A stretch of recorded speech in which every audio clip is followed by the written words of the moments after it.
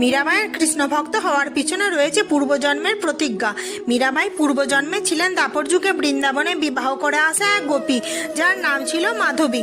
মাধবীর শাশুড়ি মা তাকে নির্দেশ দিয়েছিলেন যে কোনো অবস্থাতেই তিনি যেন নন্দরাজ শ্রীকৃষ্ণের মুখ না দেখেন, নয়তো অন্য গোপীদের মতো তিনিও শ্রীকৃষ্ণের প্রতি মুগ্ধ হয়ে যাবেন।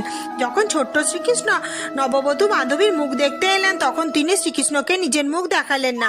তখন শ্রীকৃষ্ণ বলে দিলেন, এবার থেকে আমিও আমার মুখ তোমাকে দেখাবো না। কিন্তু যখন গোবর্ধন লীলার সময় সমস্ত বৃন্দাবন শ্রীকৃষ্ণের গোবর্ধন পর্বতের নিচে এলো, তখন মাধবীর চোখ ভুল করে শ্রীকৃষ্ণের দিকে গেল, আর তখন থেকে তিনি শ্রীকৃষ্ণের হলেন। কিন্তু শ্রীকৃষ্ণ তার থেকে মুখ ফিরিয়ে নিলেন।